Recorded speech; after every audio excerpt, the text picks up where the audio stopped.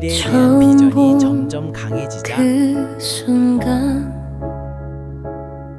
시간이 멈춘 것 他在校园里走着，周围是来来往往的。 Ndoto zikiwa kubwa na maono yanazidi kuongezeka, ndipo zilimfanya kijana Roy kuachana na maisha ya mtaani yenye uhuni mwingi na kurudi chuo sasa rasmi kwa masomo na maisha mapya. 조용히 스친 눈빛 내 맘을 흔들어.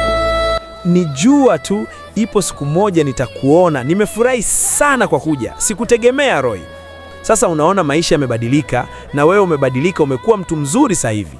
Ndio ilikuwa ndoto yangu siku moja ni kuone ukirudi tena chuo. Vipi lakini nyumbani wazima? Na ule ubabe wako siku hizi umeacha? Sasa hivi nimejifunza ngumi, ukinichokoza sikuachi na kuharibu ubongo.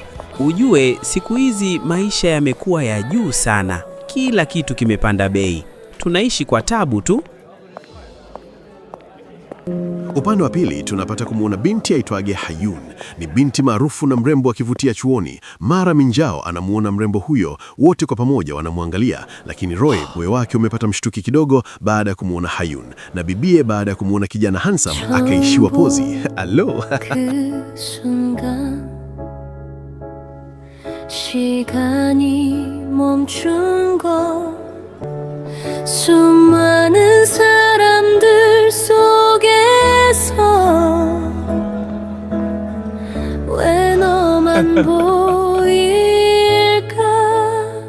조용히 스친 눈빛 내 맘을 흔들어 말하지 못한 이야기 바람처럼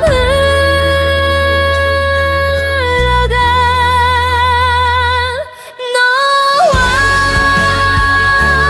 나 사이 작은 설렘이 오늘도 나를 부르네.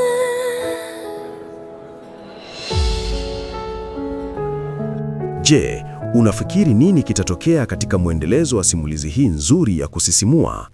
Naomba unifollow kwa kisha andika mwendelezo ili niweze kuwaletea mwendelezo wa simulizi hii nzuri na ya kusisimua inayoenda kwa jina la Chuo Kikuu.